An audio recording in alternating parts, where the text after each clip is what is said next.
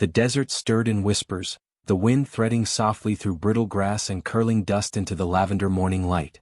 A hawk cried somewhere overhead, circling in silence, the echo fading into the hushed stillness of the plains. Dawn had broken, but the air still held the chill of night, a biting reminder of what had passed. Larka shivered. She stood awkwardly in the half-shadow of a twisted mesquite tree, her legs still wobbling beneath her thin frame. Her coat, the color of rain-soaked clay, was flecked with sand and dried blood, not hers but her mother's. She didn't understand much yet, only that warmth had been there and then it was gone. The scent, the heartbeat, the low murmurs of comfort had vanished in the chaos. One moment the herd was thundering through the basin, hooves like drums beneath her, and the next, a boom, a sharp cry, the flurry of human scent, and then nothing. Now there was only the sting of silence. The baby Mustang tried to call out. Her voice cracked, more breath than sound. No answer came. She backed further into the brush, clumsy and confused, the shadows swallowing her tiny form. Her ribs moved with every breath like fragile bellows, and her ears twitched at every sound, an insect, a gust, a whisper in the sand. Then, footsteps. Judd's legs trembled as he watched the herd disappear into the distance, their hooves fading into the earth like whispers. His heart pounded in his chest, not from fear but from something deeper, something unfamiliar. Respect? He couldn't place it, but it gnawed at him. The Mustangs had always been stories, legends to him, stories of wild freedom, power, and the untamable spirit of the land. But now they were real. The stallion Gravefire was more than any myth. He was something primal, something that lived in the bones of the earth. Judd's gaze lingered on the spot where Gravefire had stood, his mighty frame still vivid in his mind. He could feel the reverberation of the stallion's presence in his chest, a deep resonance that filled the empty spaces in him he hadn't known existed. "Stupid boy," muttered the older poacher's voice as it echoed from the distance. He disappeared into the brush, gone like a shadow with no more trace than a scuff of dirt. But the words lingered, sharp and cutting. Judd stood alone in the canyon now, the air thick with dust and the scent of burnt brush. His hands trembled as he wiped his brow. "I should have done something," he whispered to himself. "I should have warned them." But it was too late. The herd was gone, carried away by the wind, by the thrum of the earth beneath their hooves. Slowly Judd turned away. His boots sunk into the soft dirt with each step as he retraced his path, moving through the canyon's curves with the familiarity of a boy who had grown up surrounded by stone and heat. It was a different kind of heat now, though, an unfamiliar pressure, a weight in the air that was no longer about the sun or the land but something alive. He reached the edge of the canyon and stopped. For a long moment the world held its breath. A single cloud hovered above the distant ridge, casting a shadow over the crags. The wind picked up again, sweeping through the dry grasses. But it wasn't the wind that caught Judd's attention. It was the sound. A distant thunder. A rumble that seemed to come from deep within the earth. He froze. The sound grew, louder this time, reverberating beneath his feet, filling his chest with the rhythm of it. It was a stampede. But this wasn't the light, frantic run of prey trying to escape a predator. No, this was something different. This was power. A wave of it, rolling across the land like a storm made of muscle and fury. Judd felt the hairs on the back of his neck stand on end. His heart hammered in his chest as the sound intensified, the ground shaking beneath him. His mind raced. He had to warn someone, anyone. But the canyon was wide and his voice would be swallowed by the rock. Then, as if summoned by the roar of the approaching herd, a figure appeared on the ridge. Gravefire. The stallion's silhouette cut a dark line against the sky, his coat gleaming with the power of the storm. His mane whipped behind him like a dark banner, his eyes glinting with a fire that matched the fury in the air. He didn't seem to move fast, yet the land seemed to bend beneath his hooves, as though the earth itself had no choice but to yield to him. And behind him, his herd. Judd's breath caught in his throat as he watched the sea of Mustangs surge forward, their powerful bodies filling the canyon, their hooves sending dust pluming into the air. They moved as one, a living, breathing entity, unbreakable, unstoppable. It was as if the world had cracked open and from that chasm had poured the essence of the wild itself. There were no commands, no whips, no barriers, only the thunder of hooves and the unity of the herd. The Maras led the way, their muscles rippling as they galloped with the ease of creatures born to run. They were the heart of the herd, and they carried with them the wisdom of generations. Behind them, the young foals, clumsy and eager, followed in the wake of their mothers. Among them, Larka was impossible to miss. She was no longer the fragile foal hiding in the shadows. She was a creature of the wild now, her legs strong, her gaze fierce. Her mane fluttered in the wind as she matched the pace of the older Mustangs, her spirit ignited by the call of the herd. But it wasn't just Larka that had changed. Greyfire's massive form moved with a grace that belied his size. He was no longer just a protector. He was the embodiment of power and purpose. His eyes glinted with an unspoken command as though the land itself bent to his will. Judd watched, spellbound, as the herd surged toward him. He had seen animals move in packs before, but nothing like this. It was as if the world had gathered behind them, the mountains standing as silent sentinels and the sky holding its breath. It was more than just strength, it was freedom. It was life, pure and unyielding. And then, as if the herd itself had decided, Greyfire slowed his pace, coming to a halt just before Judd. The stallion's eyes locked with his, and for a brief moment, Judd felt as though the weight of the world had pressed down on him. The power, the presence, everything about Greyfire radiated command. Judd didn't move. He couldn't. His body felt frozen, caught between awe and something else, something deeper. There was no fear in his chest, no hesitation, only the quiet realization that the world he had known, everything he had been taught, everything he had believed, was not the only truth. Not anymore. Greyfire's nostrils flared, his breath misting in the cool morning air. The stallion seemed to study Judd, his eyes scanning the boy's face with a depth that seemed to see beyond the surface. And then, slowly without a sound, the stallion turned his head. The herd followed as though bound by a single, invisible thread. Judd watched them go, the wave of horses sweeping past him like a living river. The ground beneath his feet trembled with each beat of their hooves, and for a moment, he felt a strange connection as if he, too, was part of something far greater than himself. But even as they disappeared into the distance, the weight of their presence lingered in the air. The earth still hummed beneath his feet. The wind had carried something else now, a promise. A warning. And in that moment, Judd knew that whatever had just passed, whatever had just happened, was only the beginning. He couldn't explain why, but he knew deep down that he had been changed.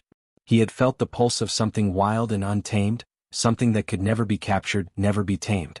And somewhere deep in his chest, a spark had been lit. It was a spark he couldn't ignore. As the herd disappeared over the ridge, a single thought lingered in Judd's mind. The storm wasn't over yet. And neither was his journey. Not the rhythmic beat of hooves. These were slower, measured, heavy, human. Larka froze. Two figures emerged over the ridge, silhouetted by the gold-tipped light. One was tall and lean, with a rifle slung over his shoulder and a cocky tilt to his walk. The other, younger, followed hesitantly, his boots dragging, his gaze on the horizon as though he wanted to be anywhere else. "She's still here," the taller man said, pushing aside a branch with the barrel of his gun. His voice was coarse, like gravel being poured from a tin can. "Thought she'd be gone by now. Damn thing can't be more than a day old." The younger one, Judd, didn't reply. The older man squatted down, studying the ground. Tracks told the story, a scuffle, a wound, a mother driven off. He smirked. "Easy pickings. Baby like that? Buyers'll pay triple. Look at her, too dumb to run." Judd's gaze landed on the foal. Something changed in his eyes. Larka didn't move, not even to blink. She didn't know what these creatures were, only that her mother had screamed when they came. That there had been pain. The scent of fear and fire. "She's scared," Judd said quietly. "Good. Makes her easier to catch." The older man stood, brushing dust from his jeans. "Bag her and we'll haul her down the canyon before the sun gets high." Judd hesitated. "What if the herd comes back?" The man laughed. "Ain't coming back for one lost foal. Not worth the risk. That's nature, kid. Harsh, cold, simple.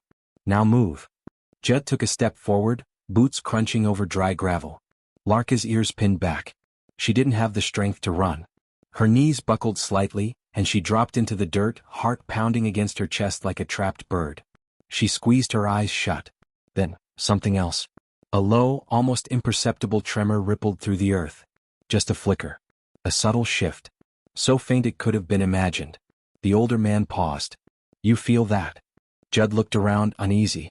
"Yeah." What was that? Another tremor. Stronger. Stones shifted. A lizard darted from its hiding place. The air itself seemed to hum. Then came the sound. Low at first, like wind through a deep canyon. Then it rose, steadier, heavier, rhythmic. A drumbeat of hooves in the distance, growing louder by the second. The poacher straightened, eyes narrowing toward the ridgeline. "What the hell?" The ground vibrated now. Birds exploded from nearby trees, screeching into the sky. The sun had crested the horizon fully, spilling molten gold across the plain, and in that brilliance, a figure emerged. Greyfire. Massive. Ebony-coated. His mane like a torn banner of midnight trailing behind him. Muscles rippled beneath his flanks with every stride. His eyes locked on the two men with a fury that didn't need words. Behind him, thunder. Dozens of Mustangs followed in a sweeping arc, a wave of raw power and unity. Not fleeing. Charging. The herd moved like one body, hooves drumming the earth into submission. Dust rose around them like smoke from a storm. The older man fumbled for his rifle. Back. Back. Judd didn't move. His eyes were wide but not in fear. He stared at the stallion as if seeing something out of a legend made flesh. Greyfire didn't slow. The herd split as they neared, a practiced formation. Some veered wide, circling, flanking the intruders. It wasn't chaos. It was strategy. Larka lifted her head, eyes wide, and met the stallion's gaze as he neared. He saw her. Then, with a screech of power, Greyfire came to a halt in front of her, dust billowing around him like fog. The earth trembled with the force of it. Larka stood, wobbling, and pressed herself to his chest. The older man backed away, rifle raised but trembling. I'll shoot him if I have to. You won't get the chance, Judd muttered, barely above a whisper. And then the other horses arrived. A wall of muscle and snorts and flaring nostrils. They circled the poachers, eyes blazing, tails lashing. Among them was a silver mare with a long scar down her flank. She stepped forward and lowered her head to Larka, brushing the foal's side with a gentle nudge. Larka didn't resist. She leaned in. She's theirs now, Judd said. His voice cracked. The rifle trembled in the older man's hand. We can't outrun him. No, Judd agreed, we can't. And then the silence deepened again, but this time it was filled with something else. Not fear. Not even rage. A warning. Greyfire stepped forward, slow and deliberate, toward the older poacher. His hooves landed with thunderous intent. The man dropped his weapon and turned to run, stumbling, tripping, vanishing into the sagebrush. Judd stayed. He looked up at the stallion, not sure whether to speak or kneel or simply vanish. But Greyfire stopped just feet from him. His breath was hot, loud, and steady. His eyes didn't blink. Then he did something Judd didn't expect. He turned. Walked away. The herd followed. The dust began to settle. Larka turned her head once, just once, and looked back at the boy who hadn't raised his hand. Then she disappeared into the wild behind them, her tiny hooves beginning to match the rhythm of the herd. And the canyon fell still again, except for the faint tremble that lingered in the earth, as if it remembered. Judd stood at the edge of the canyon long after the last of the Mustangs had disappeared into the distance. His heart pounded, but not from fear or excitement anymore.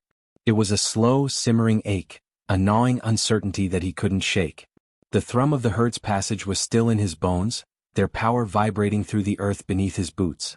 But now that silence had settled in, a different weight pressed upon him.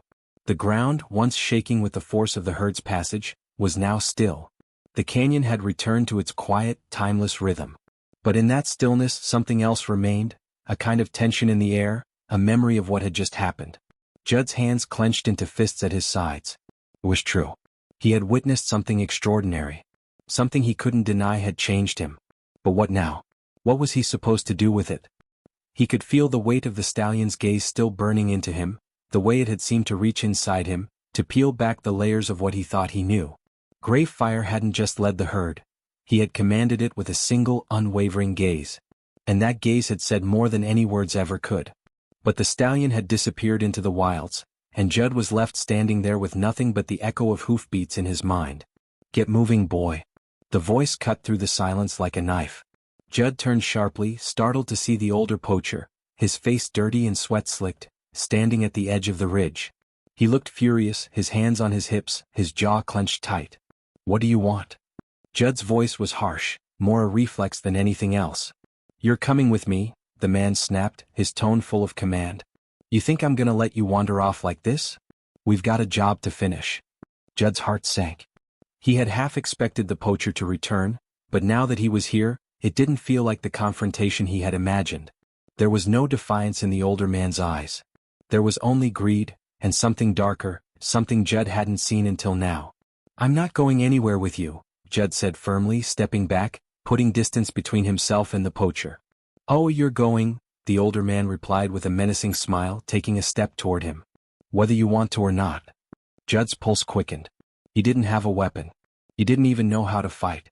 But he could feel it, something like the stirrings of something inside him that didn't want to back down.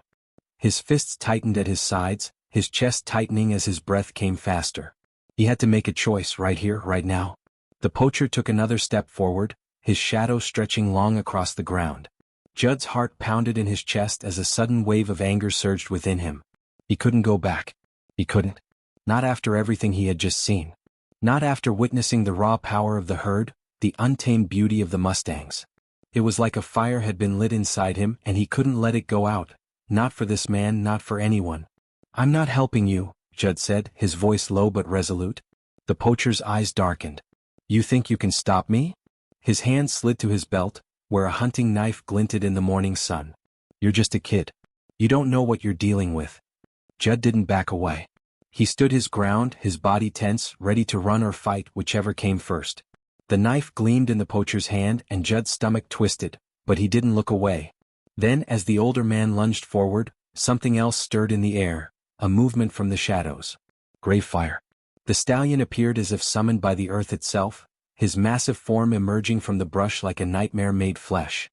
His coat gleamed like obsidian, his mane billowing in the wind like a dark banner. But it wasn't just his size that froze the poacher in his tracks. It was the fire in his eyes. The same fire Judd had seen before. It wasn't a threat, it was a warning. The older man faltered, his grip tightening on the knife but his feet rooted in place. He looked between Judd and the stallion, his breath quickening. "No." The poacher's voice cracked with fear as Gray Fire took a step closer, his hooves pounding the earth with the force of a thunderclap. Judd didn't move. His chest was tight but not from fear, not this time. It was something else. Something deep, primal, that stirred within him as he looked at the stallion. He had seen power before, he had seen men wield it, used it as a weapon, but this was different. It wasn't about control. It wasn't about dominance. It was something pure, something untouchable. The poacher's eyes darted around, his pulse racing. He was trapped. He had nowhere to run, and every instinct in his body told him to drop the knife, to flee. But he didn't. Instead, his fear turned to rage and he lunged at Judd, his eyes wild. But before he could take another step, Gray Fire moved. He was a blur of muscle and speed, and with one swift motion he reared up, his hooves coming down like an avalanche. The poacher screamed, but it was too late. The ground shook under the force of the stallion's landing, and the poacher stumbled backward, his knife clattering to the earth. Judd barely had time to react as the older man fell to the dirt, his hands raised in a futile attempt to protect himself. Gray Fire didn't hesitate. He stomped forward, his hooves heavy and unrelenting, and the poacher scurried away, fear written all over his face. For a moment, Judd stood still, his heart racing. He hadn't expected this kind of mercy. The stallion could have ended it in an instant. He could have torn the man apart. But instead, Gray Fire had shown him something else. Something unexpected. Mercy. Judd felt something shift inside him, an understanding. The stallion wasn't just about power. He was about the balance between mercy and fury, between justice and wrath. It was a fine line, and it was the same line that Judd would have to walk now. Gray Fire turned toward him, his eyes meeting Judd's once again. And this time, there was no question in the stallion's gaze. There was only a silent recognition. Judd knew what he had to do. The stallion gave a snort as if to say, "Go." And so Judd did. He turned and walked away from the poacher, from the canyon, from everything he had known. He wasn't sure where he was going, but it didn't matter. The herd had shown him a new path, and now, it was time to follow it. The morning sun crept over the horizon, casting long shadows across the arid land. Judd moved through the quiet wilderness with a steady, purposeful stride, his boots crunching softly on the dry earth. The world seemed different now, as if it had shifted under the weight of the events of the past few days. He had seen things, witnessed things, that had cracked open a world he hadn't even known existed. And now, as he walked alone, the land stretched before him, vast and unbroken, full of untold stories. He hadn't returned to the canyon. There was no reason to. The poacher had disappeared, likely nursing his bruised pride and broken resolve. But Judd knew that what had happened there wasn't the end, it was only a beginning. He had crossed a line now, stepped into a world of untamed beauty and relentless power. And there was no going back. His heart still pounded from the encounter with Gravefire, the stallion whose presence had ignited something inside him. It wasn't just fear. It wasn't just admiration. It was something deeper, something primal, something that made him question everything he thought he knew about strength, power, and freedom. The stallion had shown him that there was more to survival than brute force.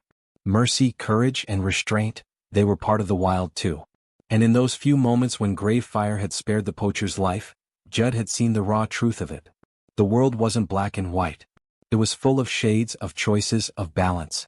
As he walked, Judd's mind turned to the Mustangs. He thought of Larka, of the foal who had once been so fragile, so vulnerable, and now stood strong, a part of the wild world. He thought of the herd, each member playing their part in the delicate dance of survival. And he thought of Gravefire, of the stallion who had guided them all, who had been both protector and ruler, yet had shown mercy when it counted most. And then it came again. That feeling. That rumble beneath his feet, deep and constant, like the beat of a drum. Judd stopped, his hand instinctively resting on the hilt of the knife at his belt. The sound grew, a distant thunder that sent a shiver down his spine. His mind flashed back to the night the earth had trembled beneath the hooves of the herd. The Mustangs had been running, moving as one, a force of nature, unstoppable. The rumble was louder now. More persistent. Judd's breath hitched. It wasn't the herd. It was something else. Something darker. Something more dangerous.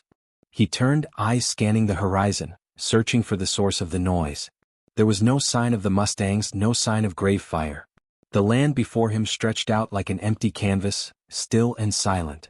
But the ground beneath his feet told a different story. Judd's heart raced as the earth trembled again. This time the shaking was more violent, more insistent. It rattled the bones in his chest, sending dust swirling up from the cracks in the earth. He staggered forward, trying to steady himself as the tremors increased. And then, like a flash of lightning in the distance, it appeared. A shadow. A figure moving swiftly through the desert, cutting through the dust and the heat. Judd squinted into the glare of the sun, trying to make out the shape. It was big, too big to be a man or an animal. The air shimmered around it as if it were somehow different from the rest of the world.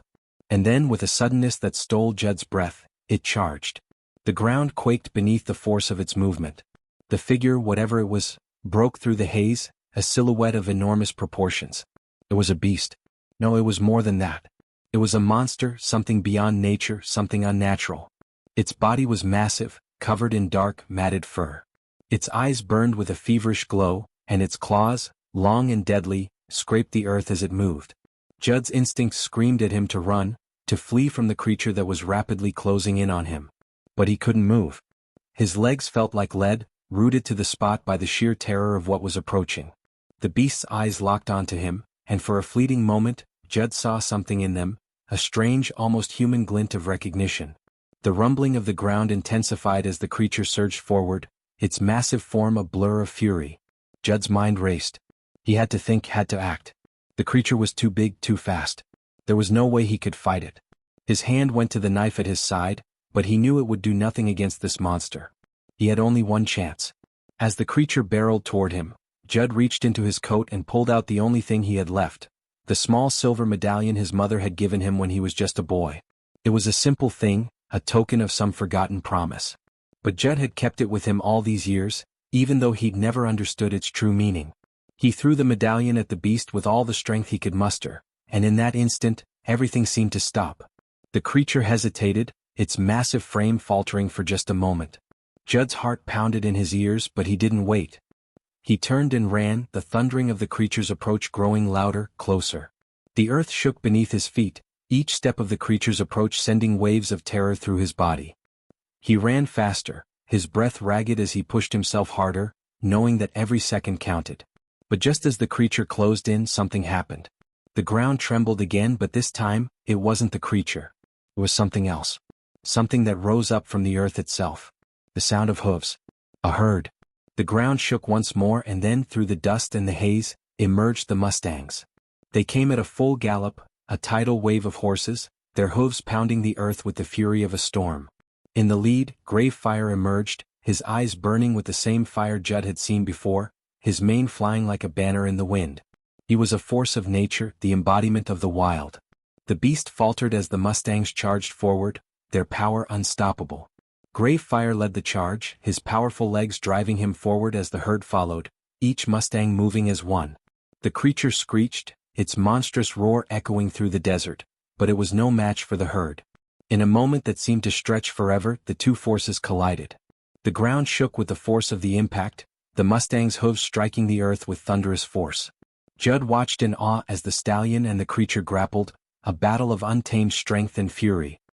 Fire moved with the precision of a warrior, his every move calculated, every strike deliberate. The creature roared in defiance, but it was already losing ground. The herd moved in around the battle, their eyes wild with the same fire that burned in the stallion's gaze. The beast stumbled, its massive body shaking under the weight of the attack. And then, with one final, decisive blow, Fire struck, his hooves coming down on the creature's skull with a force that sent it crashing to the ground. The dust settled, and for a moment, all was silent. Judd stood there, breathless, his heart racing. The herd had done it. They had defeated the monster. But as the dust cleared, he saw something that made his heart stop. Fire stood tall, his head held high, but there was something wrong. The stallion's side was slick with blood, his movements slow, his eyes glazed with pain. The battle wasn't over. And neither was Judd's journey. The earth had trembled once, but it would tremble again. And this time the stakes would be even higher.